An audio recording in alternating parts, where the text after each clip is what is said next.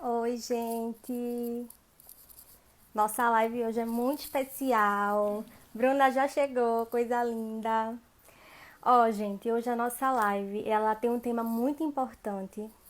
É, é sensível, mas que é necessário a gente conversar assim no âmbito da escola, não só para quem trabalha com educação. A gente vai receber hoje no Educando Junto uma pessoa que eu conheci através da minha amiga linda, Lívia, que foi um presente que eu conheci pelo mundo, que é uma menina super engajada. E ela me apresentou a Silvia. Na verdade, eu achei no Instagram uma foto das duas. Fui perguntar quem era a Silvia para ela. E procurei saber mais sobre a história dela e fiquei assim encantada. Silvia é uma pessoa, além de maravilhosa, ela é super disponível.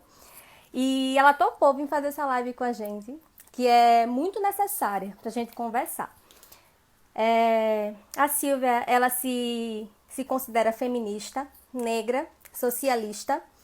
Iniciou a carreira dela na militância no Mirim Brasil, que hoje ela é presidente. Depois eu vou pedir para ela falar mais um pouquinho sobre o Mirim Brasil. Ela é formada em jornalismo pela UFPE, com especialização em direitos humanos pela Unicap. Ela é mestra também em direção de associações. Ela percorre Pernambuco, percorre o Brasil, percorre o mundo falando sobre os direitos humanos.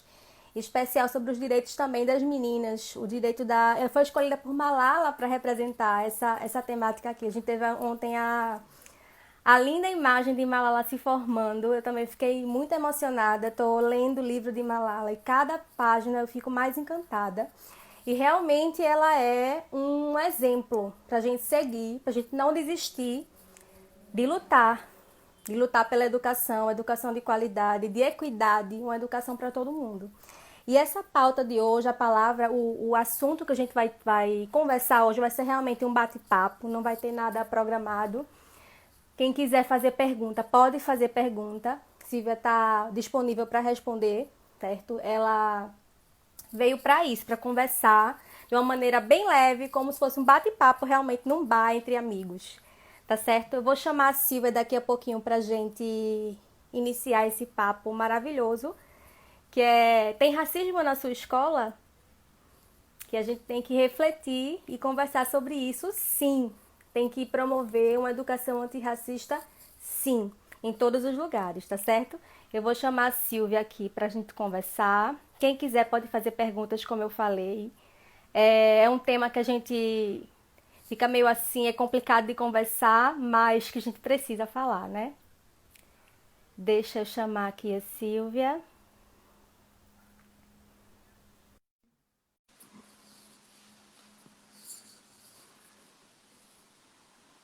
Oi, Silvia, Oi, gata! tudo bom, mulher? Muito Tudo obrigada bom? pelo convite, viu? Deixa eu Menina, eu que ajustar. tô Pronto. aqui emocionada, porque é uma honra ter você com a gente para conversar uma coisa que é tão sensível, mas transformado em algo que a gente precisa falar, sim. E você, para mim, minha filha, agora é sou fã 100%, viu? Eu fico vendo você falando, tô acompanhando você realmente dia a dia e acho que o teu trabalho é não só como o teu trabalho, tua fala, o que tu mostra, o que tu fala, o que tu apresenta para as pessoas é necessário, realmente. E a tua luta é linda, Porque é nossa, né? porque é nossa. É nossa, é nossa. Muito obrigada aí. Eu tava olhando aqui quando o programa começou e você me apresentando. É estranho, né? Ouvir todas essas coisas assim. Ao mesmo tempo, a gente está em constante mudança, né? Tentando entender qual é o lugar no mundo de novo, diante de uma pandemia, da necessidade de a Isso. gente ser mais radical nas defesas dos princípios, né? Na mudança de práticas e tudo mais. E aí eu fiquei, na verdade, assim, pensando, meu Deus, como será que eu vou me apresentar daqui a 10 anos, né? O que é que eu vou estar fazendo? O que é que foi atualizado nisso aí? E acho que é bom, né? Espero que, sobretudo, esteja viva fazendo coisas. E junto aqui É. com vocês. Que lindo. Ô, Silvia, fala um pouquinho para mim também, porque eu quero saber também. Fala um pouquinho da tua trajetória de vida, porque eu tô vendo aqui, você falou, você começou muito cedo nessa militância. Fala um pouquinho pra gente, como foi que começou, Quando foi que tu sentiu essa inquietação no teu coração, que tu precisava ir para a linha de frente, que tu precisava mostrar e falar também? Não, que a luta de todo mundo é válida, mas quando foi que tu teve essa ideia, poxa, eu também tenho que me colocar? Uhum. Eu acho que a gente se percebe a necessidade, né, de se colocar, de ser um corpo também em luta, quando a gente percebe que as violências que a gente vive no cotidiano não são só com relação a gente, não ocorrem só de uma maneira individual, né? E eu acho que foi o meu cotidiano, assim, de onde eu vim, né? Eu nasci no Recife, no Vasco da Gama,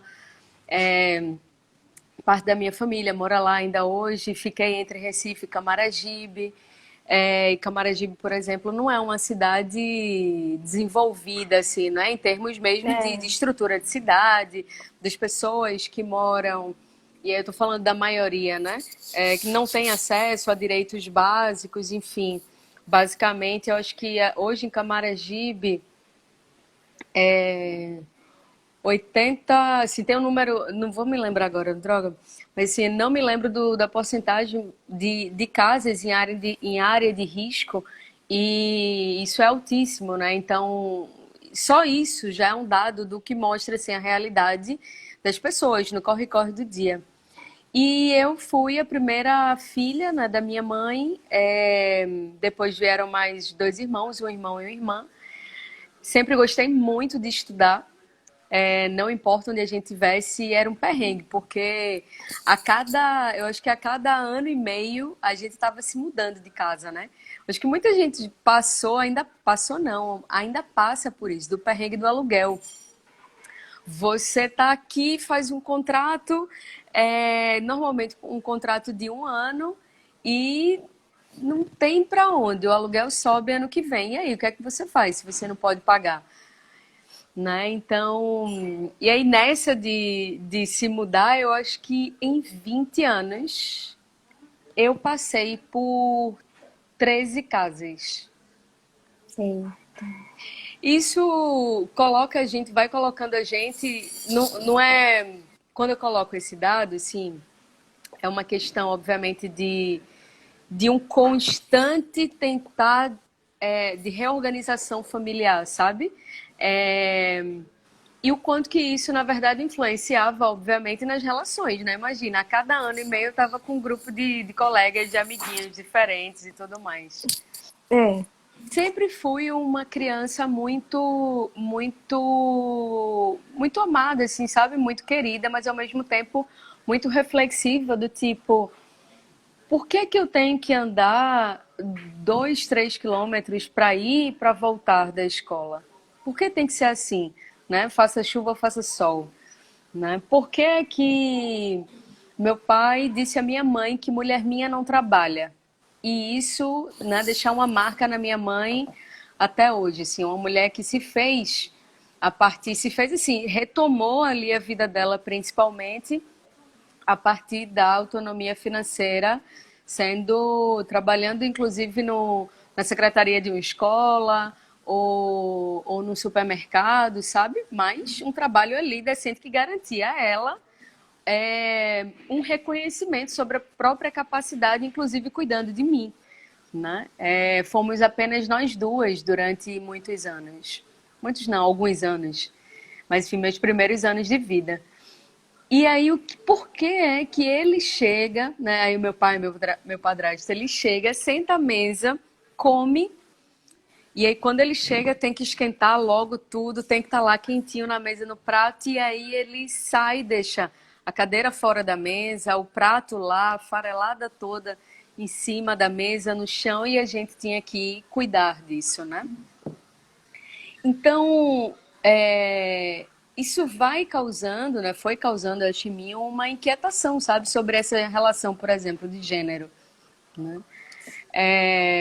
E outras questõezinhas, enfim, que você via das brigas da violência doméstica na rua, ou você soube de alguém, do comportamento sempre muito impositivo, né, dos homens sobre a vida das mulheres, mas também um Demais. comportamento violento, e era engraçado que eu não usava essa palavra, mas eu sentia como uma violência do governo para com as pessoas, quando eu via a disparidade que é o Recife, né? Você, por exemplo, tem bairros, e principalmente antigamente assim, que a gente passava, nem tão antigamente assim, mas na minha época de adolescente, 3, 4 dias sem água na torneira. Enquanto em outra localidade, onde estudava um coleguinha meu, tinha água todo dia, por exemplo. Isso vai inquietando. Foi aí que, quando eu conheci o Mirim Brasil, e o Mirim, né, se colocar nesse lugar de ser uma ONG para defender direito de criança, adolescente e jovem, mas também partindo dessa escuta, da observação, da construção conjunta, eu passei a entender que isso fazia parte de um sistema muito maior e de múltiplos lugares, né? Que inclusive, por exemplo, não só como eu posso dizer, não só a questão de classe resolve, mas que tinha aí outras questões vinculadas a eu ser mulher e tinha também vinculadas a eu ser negra. Porque na escola, eu sempre estudei em escola particular, escola pequenininha de bairro ali, realmente nada comparado a essas escolas particulares, né, que a gente vê, e que estão cada vez mais tomando a educação do nosso país. Isso me deixa muito preocupada, ao passo em que a educação municipal, né, estadual, não vão avançando no mesmo ritmo, e isso é um projeto, obviamente.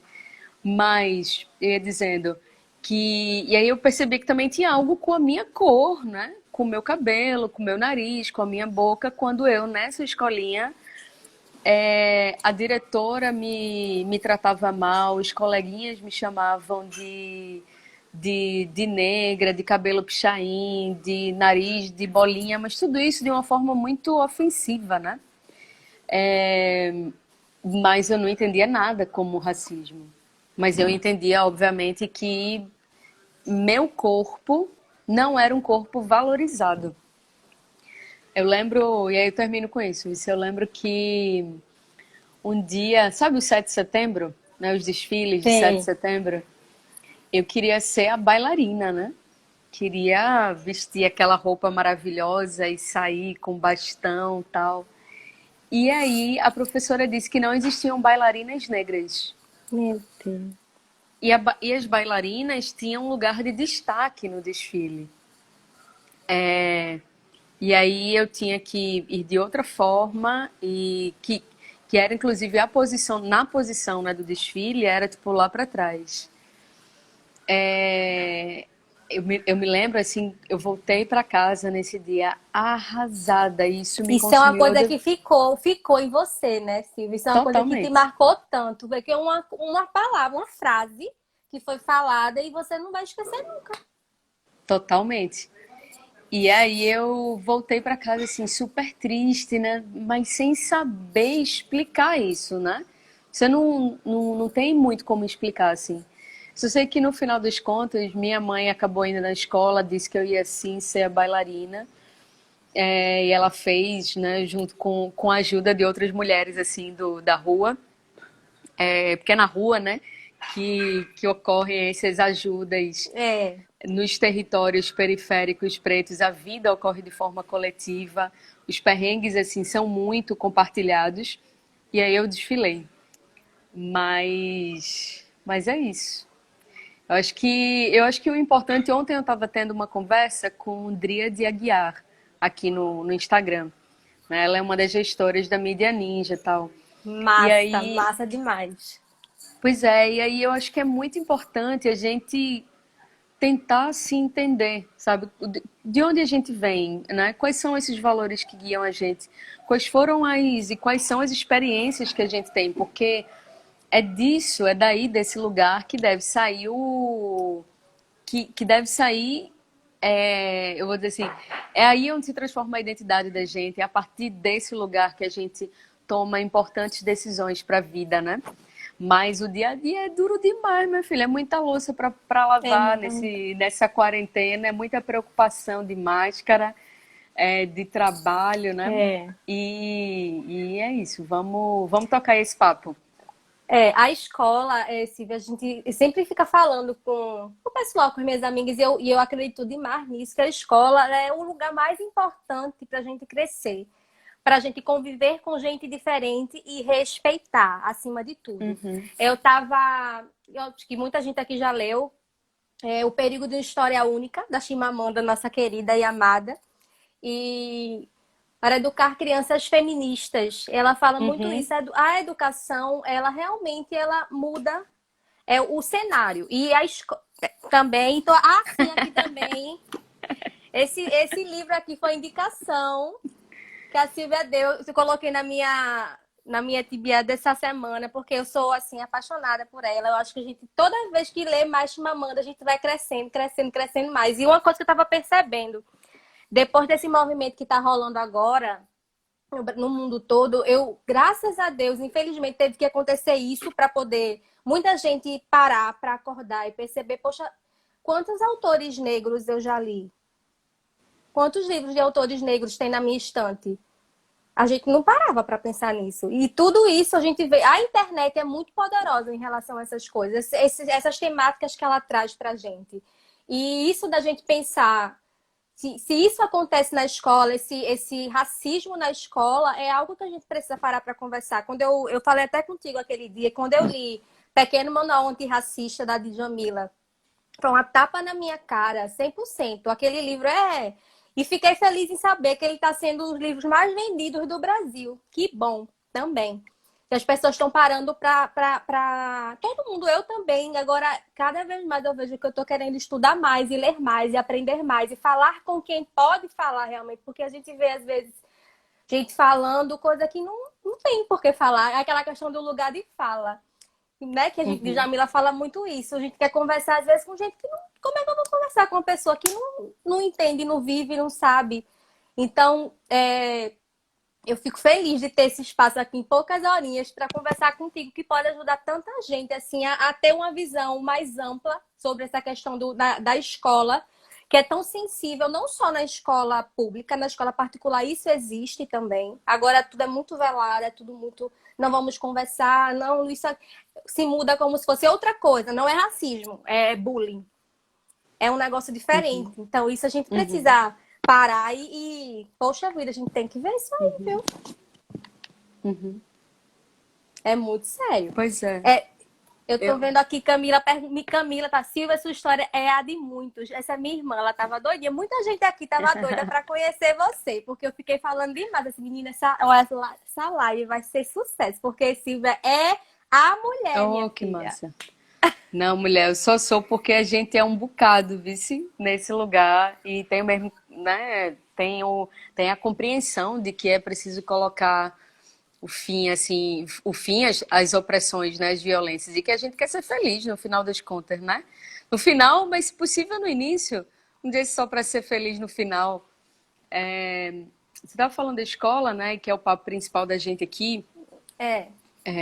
Eu acho interessante a gente pensar muito assim, aproveitar o tempinho aqui para isso, para pensar a escola, porque o racismo ele se estrutura em todos os ambientes por onde a gente anda, né? Em todo localzinho físico e simbólico da nossa sociedade, do mundo.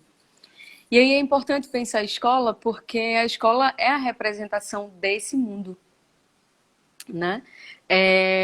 E aí são várias, eu entendo, sabe, que são várias dimensões de como... Dimensões não, vou dizer assim, são várias áreas e até mesmo dimensões de como o racismo ocorre ali naquele espaço, que deveria ser de educação e de uma educação que um dia será uma educação emancipatória.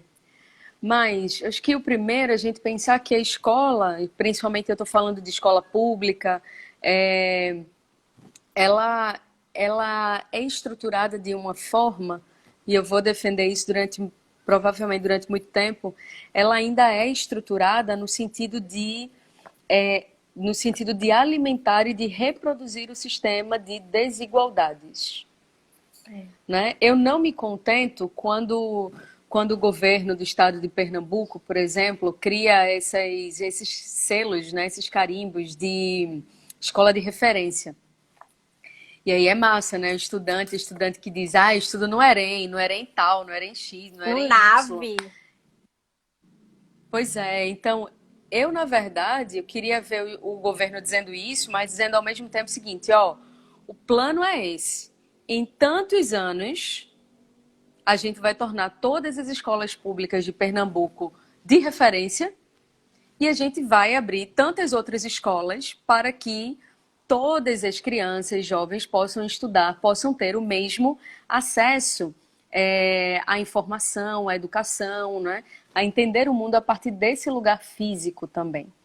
Então, eu acho que o primeiro pensar que é isso, assim, a forma como se pensa o ensino público, começando, eu falei do governo do estado, mas isso começa, obviamente, ali nos primeiros anos de vida, né? Passa pela creche, pela, pela, pela escola, como é? O primário ali Educação com da infantil. educação infantil, exatamente, né?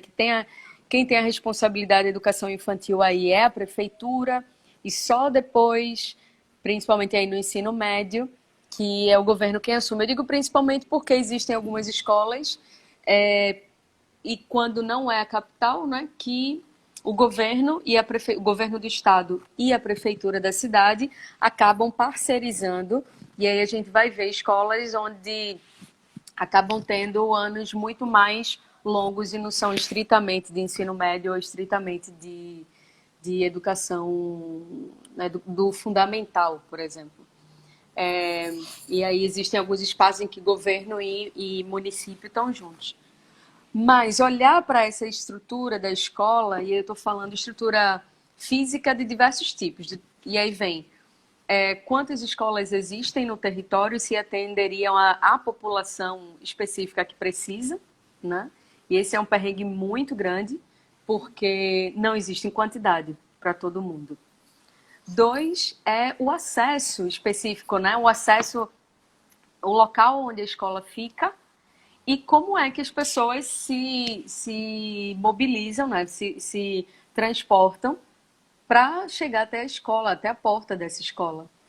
E como a gente mora em regiões de morro, né? Em regiões de...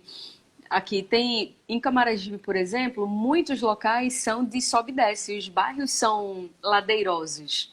Né? Isso quer dizer que adolescentes, crianças estão subindo e descendo, andando quilômetros debaixo de sol e chuva para chegar na escola.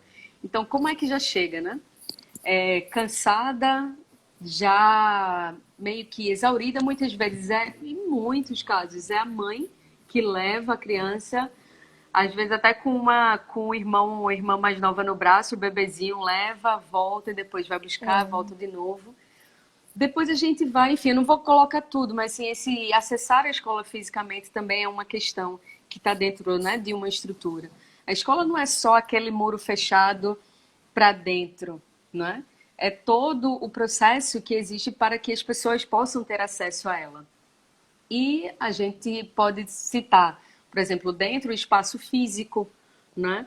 O que é que essa escola oferece de espaço de socialização, de dignidade humana, de reconhecimento de fala.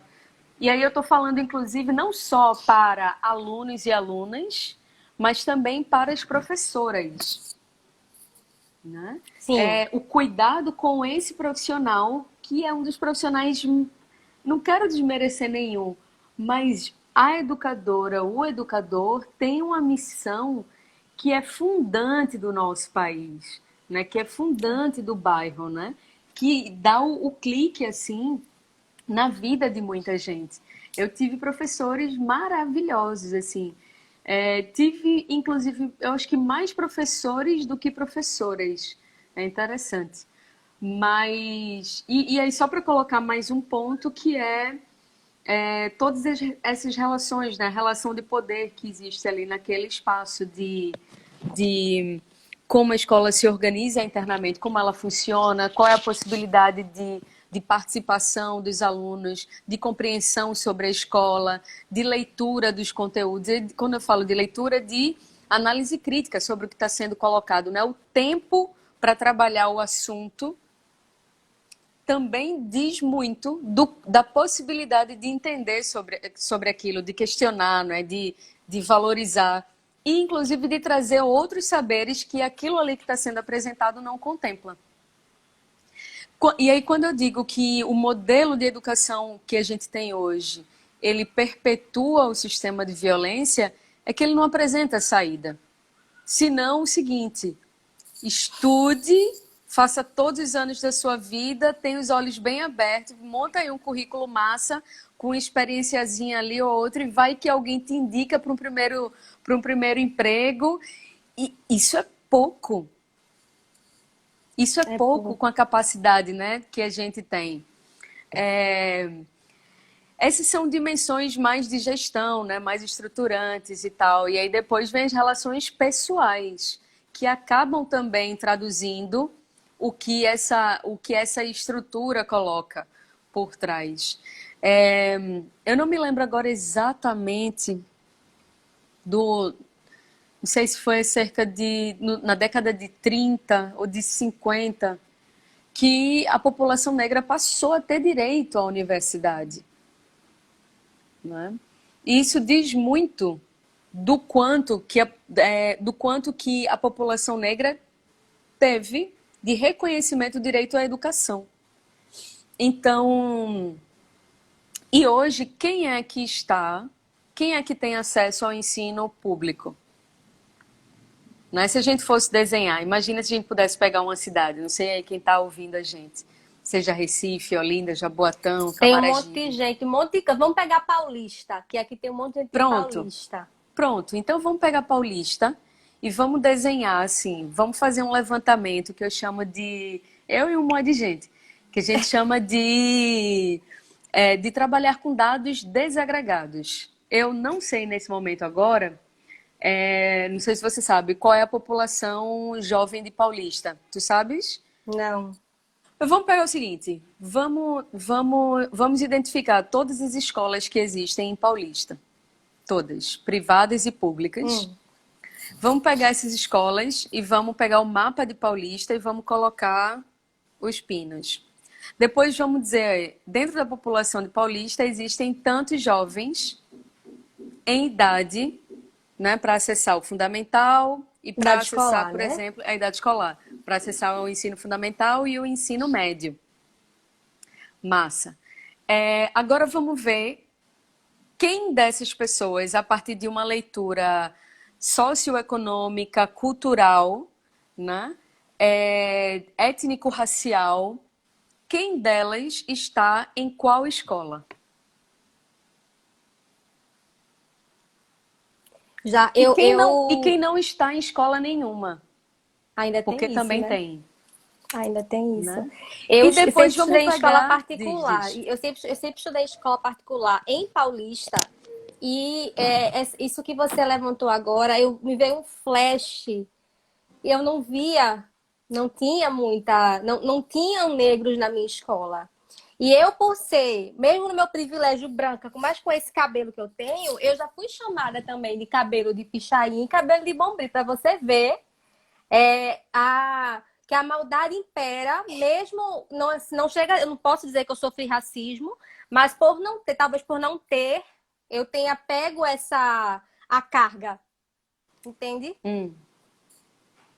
Pois é. Então, assim, aqui a gente não vai conseguir, obviamente, né, em poucos minutos, debuiar toda a história, porque também o debuiar tudo vai dizer assim, tá, agora o que a gente faz com isso? Acho que esse nosso papo aqui, ele pontua onde é que a escola se encontra no sistema racista, né, de uma sociedade racista. Isso não quer dizer necessariamente que é culpa do prefeito atual, do governador atual, sabe? Mas o fato é que todas e todos nós somos corresponsáveis e principalmente quem está nesses espaços, porque é quem tem a possibilidade de fazer a mudança. E quais são as possíveis mudanças? Abrir mais diálogo ao pensar para redesenhar a escola, principalmente nesse momento que a gente vive, não só de pandemia, mas da necessidade própria de redesenhar a forma de ensino, porque isso não quer dizer que dentro de 2 meses já a gente vai poder ter uma sala cheia, e principalmente as escolas públicas que têm salas pequenas, lotadas, né? Basicamente a pessoa passa de lado entre uma fila e outra, não tem, por exemplo, a ventilação é péssima e por aí vai, né, em termos de limpeza, etc. É necessário pensar essa nova escola, e entendendo a escola não só como espaço físico, né, mas pensar, redesenhar a educação. Então, o que é que preciso fazer? Fazer esse redesenho a partir de um diálogo constante com a comunidade escolar. Né? A comunidade escolar não pode ser um nome bonitinho para fingir que o governo é popular, que não, tem função específica, né? E se esse diálogo não for estabelecido com a comunidade escolar, outras violências serão realizadas, assim, sobre os nossos corpos, e principalmente quando falo dos nossos, dos nossos e das nossas pretas e periféricas que frequentam esse lugar, né? E inclusive dependem desse lugar para criar esperança, para criar perspectiva de vida, né? Isso é uma coisa. A outra é que a gente tem uma questão muito grande no país hoje, e aí não arreda o pé de que todas as pessoas que entendemos que a gente vive, que o mundo está um caos, sabe? Que não basta ter vacina para a Covid, porque a gente tem mazelas profundas matando também a cada tantos minutos. Enfim, se for com relação à segurança, violência pública, a gente pode falar de 23 minutos, né? A cada 23 minutos um jovem negro assassinado no Brasil. Se a gente for falar de mulheres em situação de violência familiar, a gente vai estar falando de uma a cada 4 minutos no nosso país, sabe? Enfim, então a gente não pode, com a descoberta da cura, de um controle, achar que está tudo bem de novo. Ai, que bom que tudo passou. Passou para quem? O que passou e passou para quem? Né? E aí, por isso que eu dizia que todas as pessoas precisamos ser a favor da revogação da PEC 95. Né? A PEC 95, que é o projeto de emenda à Constituição, que congelou, falam de gastos públicos, mas eu prefiro chamar de investimentos públicos em educação e em saúde por 20 anos. A gente tem vivido aí alguns meses que demonstram exatamente o contrário. O quanto que a gente vai precisar investir em educação e em saúde para poder trilhar um outro caminho de Brasil, né? E a gente não pode, assim, a gente está vivendo um contexto péssimo que parece que a esperança da gente vai diminuindo cada dia mais, né? Falando de política, assim, rapidamente, o nosso Ministério da Educação, não vou nem comentar muito, porque a gente não teve ministério. E parece que só piora a cada dia. A gente fica, assim, querendo se agarrar em quem tem força para a gente não morrer. Porque realmente cada dia fica mais difícil, a luta fica mais difícil. E a gente não estiver perto de quem também está nessa luta, a gente vai ser difícil da gente continuar. Eu tenho um ditado, né, que diz assim, oh meu Deus, tô péssima hoje para os ditados, né? Minha Nossa Senhora! Mas vê, o negócio é que eu acho que a gente precisa criar um mecanismo dentro da gente para que a esperança também brote de dentro para fora. Que a gente sabe? não precisa de ninguém, né, Silvia? Precisar a gente vai precisar, mas que a gente não dependa. Não dependa. Sabe? Não, eu não dependo de... É estranho dizer isso assim, porque o dia a dia é massacrante demais. E aí quando você junta os 30 do mês para receber a merreca do final, e antes de receber ele já foi embora com todos os pagamentos do que é básico, né? E você fica ali naquela rotina que fica difícil, né? De pensar nas saídas, assim. Mas Eu acho que a gente tem sim esperança e tem exemplos de esperança nesse momento. E a gente tem a possibilidade de também, nesse momento, criar esperança dentro da gente, de dentro para fora, É. a partir do momento em que a gente vai se reconhecer gente. Eu estou falando especificamente enquanto mulher negra que nasceu e viveu na periferia, né, durante muito tempo, que fui reconhecer a minha identidade negra muito tarde, né? A gente não nasce sabendo o que é racismo, e eu acho que eu passei 20 anos sem saber o que era racismo e sofrendo racismo por todos os lados, inclusive na escola, né? É, você falou aí no início que das palavras, acho que você falou alguma coisa assim, né? Que a gente precisa entender o que é o racismo, né? Como é que ele se manifesta na escola e tal.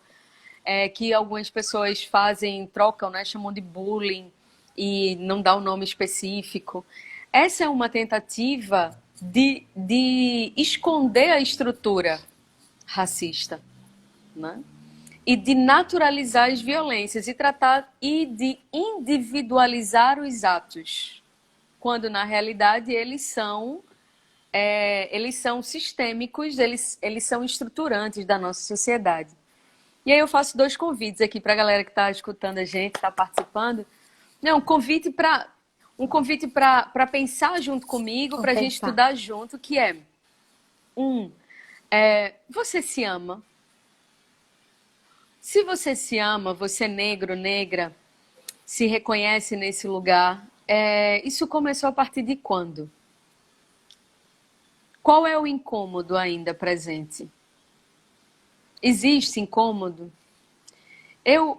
Por que eu estou dizendo isso? Porque eu demorei muito a me amar, sabe? A reconhecer a minha pretitude, a reconhecer uma história de ancestralidade, porque essa história de ancestralidade também nos é negada. É como se a gente não tivesse existido antes, né? Os nossos ancestrais, como se nunca tivesse tido luta. E esse é uma, assim, essa reflexão é uma. A outra, e aí eu tenho falado muito sobre isso, porque eu tenho tentado ler, refletir, entender se a forma que a gente está pensando o mundo, está vendo ali a, não sei, a parada de ônibus, sabe? A forma como as pessoas mais próximas a você, ou como você mesmo lida com as questões do dia a dia. Se você está fazendo numa perspectiva colonizadora. E quando eu digo isso, é porque no Brasil, até hoje, quem controla os poderes do Brasil, né? A comunicação, a grande comunicação de massa, certo? Os produtos agrícolas, os produtos ou industriais, onde são produzidos, por quem, de que forma e como a gente tem acesso. E outras coisas, mas quem está nesses lugares decidindo e montando essa estrutura social, inclusive tendo possibilidade de ser candidato, candidata e decidir sobre esse orçamento, né, da cidade, do estado, do país, são, em muitas ocasiões, na grandiosa maioria, os descendentes dos colonizadores, os descendentes diretos dessas pessoas que viam o Brasil de uma forma controlada. E aí a gente volta para a educação. O que é que a gente deveria melhorar, melhorar não, mudar na escola para que ela seja antirracista? Eu te passo. Isso. Eu estava vendo aqui alguns comentários. A minha irmã, ela trabalha numa creche de Paulista e ela uma vez me contou a história que ela estava trabalhando com os meninos e um menino de 3 anos, ele disse assim, não queria brincar com o outro amiguinho porque o outro amiguinho era mais escuro do que ele. Ele não se reconhecia como negro. Aí ela fez toda a conversa, tudinho, e ele não queria brincar. Isso aí a gente vê isso muito na criança e o educador, naquele momento, ele tem que interferir sim. Porque ali é papel de reconhecimento da criança, ainda mais na educação infantil, que é quando a gente está conhecendo o mundo, desbravando o mundo, quando você percebe que uma criança negra não se reconhece como negra e ela não quer brincar com outra criança porque ela é mais escura, a gente vê que isso aí não vem da escola, isso aí já vem de casa. Então, o que é que está acontecendo na casa dessa criança que a própria família não se reconhece como negro? Uhum. Tem um livro, que eu não lembro o nome agora, mas que falava exatamente isso, que a família renegou a menina, a filha, porque nasceu mais escura do que todo mundo. Então, até que ponto a gente pode perceber se o racismo é só. Acontece também numa casa, numa criança negra, ela não se reconhece como negra. Tem outra pessoa aqui falando que ela se viu como negra quando ela falou que era negra e a mãe dela disse que não era. Você não é negro. Então, isso aí é uma questão realmente, é uma desconstrução diária, né, Silvia, que a gente tem que ter não só essa parte, a branquitude, como você fala, mas também a pretitude, como você falou também. Que existe o racismo, é uma coisa tão ampla que a gente tem que estar o tempo todo desconstruindo, até com as crianças da educação infantil, uma criança de creche de 3 anos. Isso aí, quando ela falou isso a mim, eu fiquei horas pensando, a gente conversou muito sobre isso, eu e ela. Como é difícil a gente trabalhar e você não ter apoio, porque ficou como se fosse. Quando ela compartilhou com as colegas dela da creche, todo mundo ficou. Não achou nada de importante, que besteira, que bobagem. Então, esse assunto ainda é muito proibido na Exato. escola. É proibido você conversar sobre racismo na escola. E eu acho que, assim, os educadores que estão na luta, realmente, como você disse agora, isso aí me deu um start que a gente não pode realmente depender de ninguém para a gente fazer as coisas. E isso que ela fez, e parou tudo no momento para conversar com essa criança, isso aí já é um pouquinho de mudança, isso aí já é um pontinho de mudança na escola, mesmo que seja numa creche de Paulista lá na periferia, mas com certeza aquela criança, ela não vai, talvez ela mude o pensamento dela. Então, realmente, eu fico até emocionada quando eu fico me lembrando, porque a escola, ela é um lugar de construção. A escola é um lugar de mudança. E a Sim. gente que é educador, seja de onde for, de que escola for, de superior, de qualquer colégio, a gente precisa se atentar, a gente precisa cutucar, Uhum. né? Isso. E você como Isso. educador e jornalista, você tá aí dando a sua cara a tapa todos os dias cutucando assuntos que são necessários conversar. Quando eu falei até as minhas amigas que ia conversar contigo sobre isso, como mulher, mas tem que ter cuidado, né? Para falar. Tem que ter cuidado. Por que tem que ter cuidado para falar de racismo? Entendeu? Eu fiquei, meu Deus, por que a É gente tem tanto complicado, né? milindre para falar sobre isso? Mas quem disse isso foram tuas colegas professoras? Também, Pois é. também. Eu acho que isso é mais complicado nas escolas privadas, né? É. Porque você coloca em risco o dinheiro, o lucro, né? O quanto está entrando. E a gente sabe que a cada família que sai afeta, afeta o orçamento da escola e tem aquela ideia já de colocar em risco a permanência, né, dos trabalhos ali, dos profissionais. Então é meio que aquele pacto de silêncio para não mexer no vespeiro, porque todo mundo ali precisa pagar as contas no final do dia, né? E isso é muito pesado, É. porque é muito pesado, assim, eu falo, porque é violento, é chocante. Tem gente que quer falar, tem gente que quer expor, porque dói, né? Dói na alma.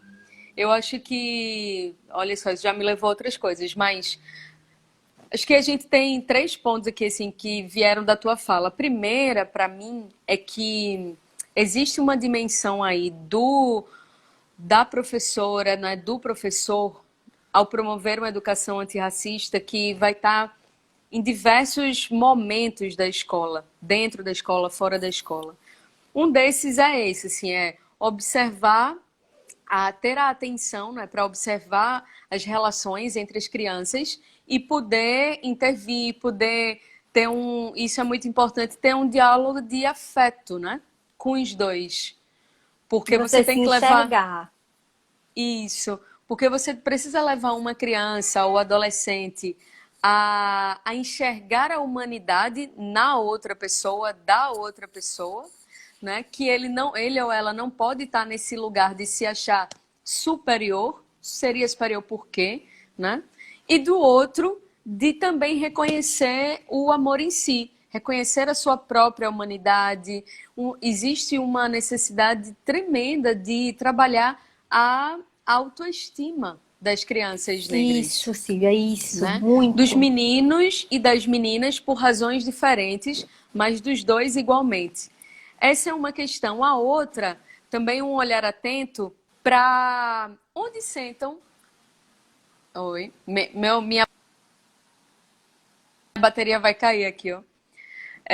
Mas assim, outro Eita. olhar de atenção também é sobre onde sentam no desenho da sala as crianças negras e as crianças brancas. Com quem fazem as tarefas escolares, sabe?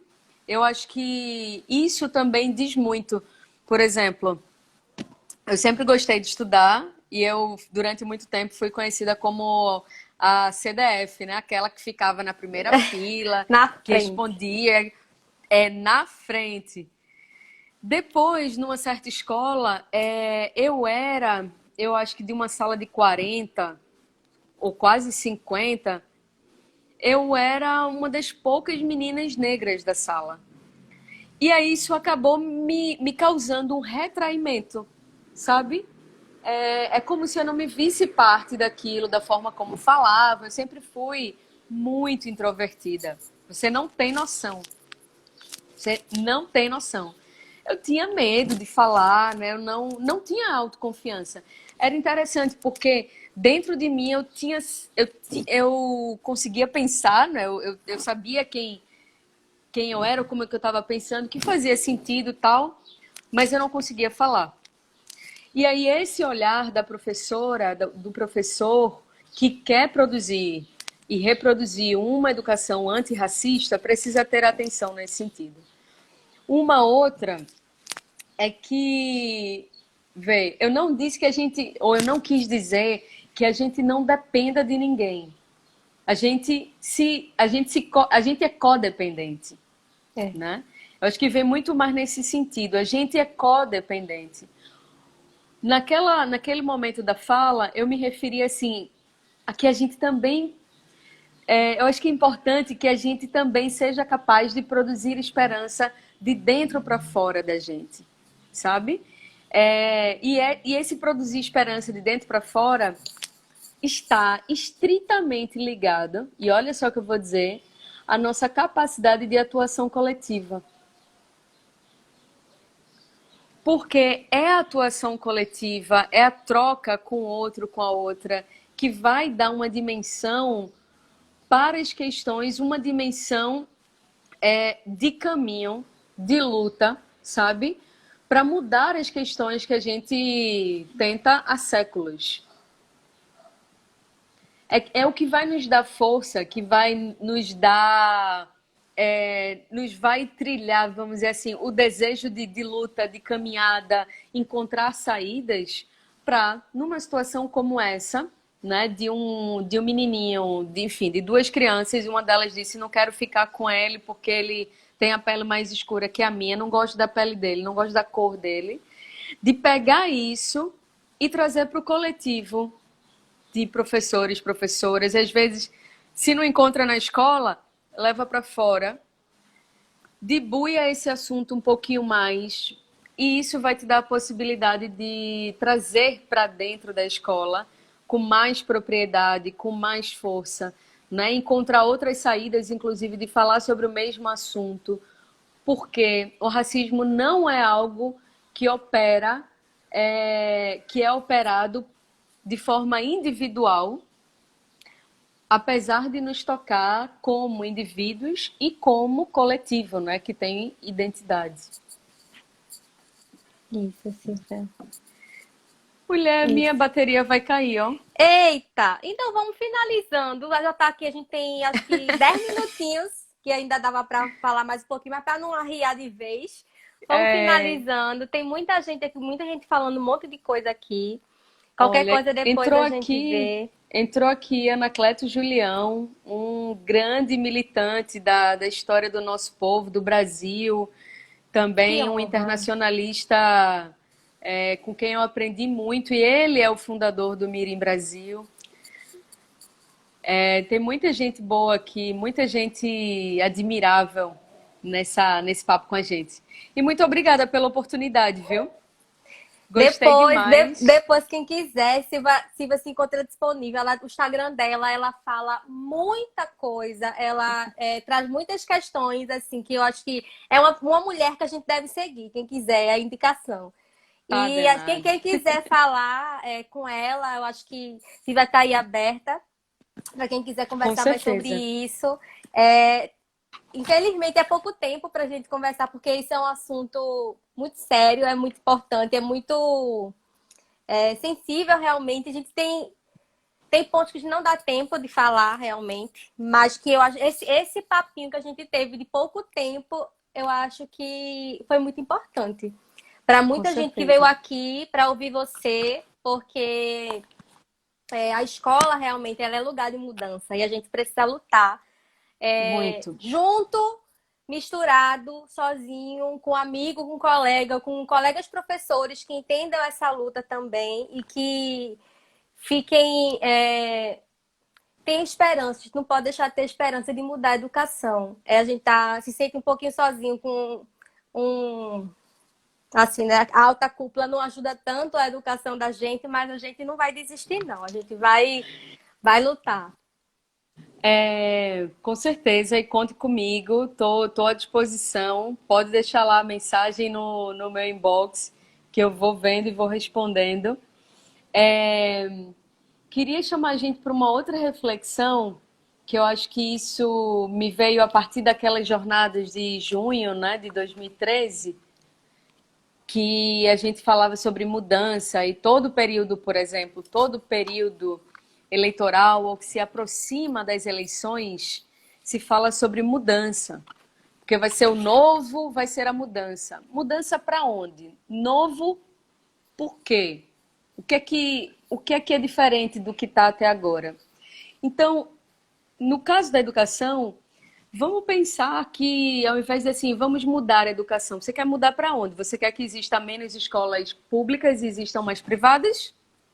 Você quer que, sabe? Então, vamos procurar dar um adjetivo a essa educação. E eu acho que quando a gente dá um adjetivo, a gente se coloca num lugar de entender qual é o caminho dessa mudança. E aí eu acho que tem duas palavrinhas que a mim me ajudam a pensar esse caminho, que é uma educação antirracista, Isso. e por antirracista eu quero que existam, que a escola seja pública e de qualidade, não só para as alunas e alunos, para a garotada, mas também para quem trabalha nela, né? E que não seja e que o tipo de escola não defina a sua vida por diante, sabe? Que tipo de trabalho você vai É, ter, como vai viver. Então, e a outra palavra é que a educação seja emancipadora. Ela precisa descolonizar nossa mente, ela precisa libertar nossa mente. E isso não se faz no sentido só de pensar, de desejar, de ser uma palavra boa. Não. Isso exige prática cotidiana, diária, né? E não existe luta sozinha. A gente chega ali na porta de casa, é né? Eu acho que a verdade, luta realmente Cíntia. precisa ser coletiva. Queria terminar aqui com um trechinho de um poema da Audre Lorde. Posso? Com certeza. Fica emocionada. Dizer assim, ó. Minha resposta ao racismo é raiva. Eu vivi boa parte da minha vida com essa raiva, ignorando-a, me alimentando dela, aprendendo a aprendendo a usar antes que jogasse minhas visões no lixo. Uma vez fiz isso em silêncio, com medo do peso. Meu medo da raiva não me ensinou nada. O seu medo dessa raiva também não vai te ensinar nada. E quando a Audre Lorde, né? Quando a Audre traz esse sentimento de raiva, porque ele existe de fato, e eu só fui entender a minha raiva muito depois, como eu dizia, é que a gente é preciso sentir o que é que dói, o que é que inquieta, para gerar as transformações que a gente deseja e para ter acesso a esse sonho por direito. E é isso, gente. Obrigada por hoje. Ai, Foi massa. Silvia, Que obrigada a outros papos você. venham. Obrigada demais, gratidão demais a você por Eu que dedicar esse seu agradeço. tempinho para conversar com todo mundo que estava aqui. Eu sei que todo mundo amou, eu fiquei muito feliz. É, Obrigada, Lívia, por proporcionar isso, porque sem ela eu não ia ter conhecido você, quem sabe, e fico muito emocionada, fico muito feliz, de verdade. E vamos na luta, seguimos na luta coletivamente, Bora. juntas, Bora viu? sim. Já já a gente se encontra por aí. Um Beijo, beijo, galera. valeu, gente, Bom até sábado. mais. Valeu. Tchau, tchau.